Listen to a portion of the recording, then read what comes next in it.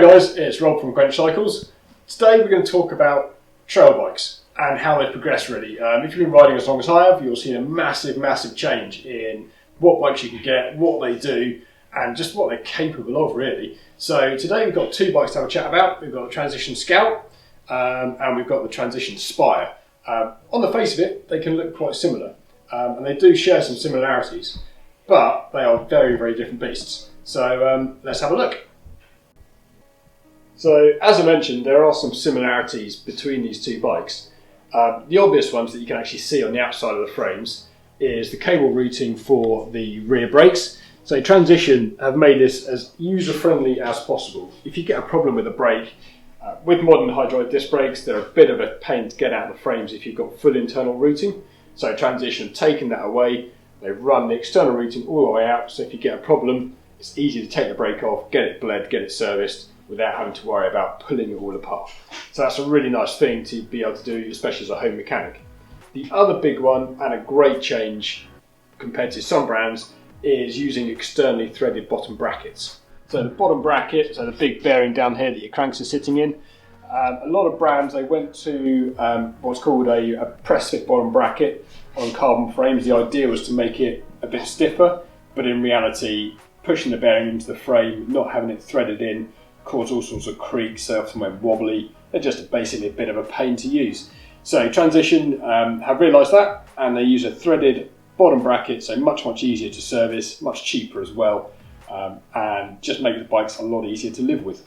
So you can also see on both bikes they basically run a very similar suspension setup. So they both run a 4-bar link. They both run these nice big carbon rockers to activate the suspension. Both run the same kind of suspension hardware, so really good quality bearings, keep everything nice and stiff and long running. That's kind of where the similarities between these two bikes end, because once you get past the general construction and the basic suspension setup, they are quite different beasts. So now we're going to have a little bit of a talk about the Scout. So here we are with the Transition Scout. So the Scout is Transition's all-round trail bike. So the idea behind an all-round trail bike is exactly that. This is kind of your jack of all trades. It's pretty happy going uphill. It's pretty happy going downhill. It's not going to climb as well as a full-on XC bike. It's not going to descend as well as a full-on downhill bike. But it means that pretty much no matter wherever you go, you're going to have a bike that you can ride any terrain on. So the benefits of the Scout, for instance, compared to the Spire, which we'll see in a moment, you've got your 27.5-inch wheels.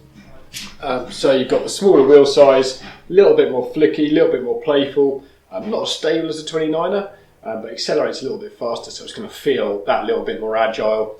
And on something like the Scout, you've also got this amazing standover. So if you put the saddle up, you've got a nice potential for a nice high saddle position for your climbing, but get it out of the way, and you've got a really low saddle, so descending wise, it's super capable. Really good fun play bike. It'll do pretty much whatever you want. As I said, it's just not a full-on downhill bike. It's not a full-on XC bike. It's your do-everything bike, and that's why we love it. And here we are with the Transition Spire. So why should you buy a Spire? If your riding preference is more gravity-orientated, if climbing up the hill at the fastest rate possible isn't really what you're that interested in, but you still want to get to the top, then that is exactly where a bike like this comes in. On the face of it, it looks quite similar to the Scout, but there are some pretty significant differences. The biggest one being 29-inch wheels.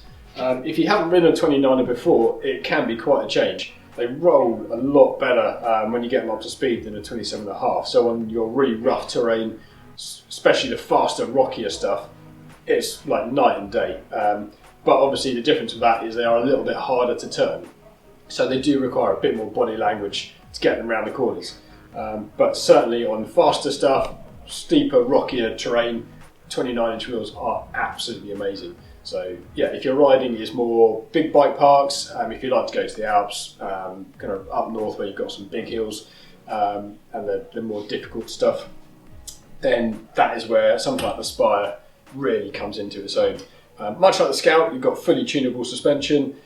Same as the Scout, you've got the nice in-moulded bits of frame protection as well. So they share a lot of similarities, but ultimately you've got your Scout for your all-day kind of general trail use, and you've got your Spire here for your more gravity assisted stuff.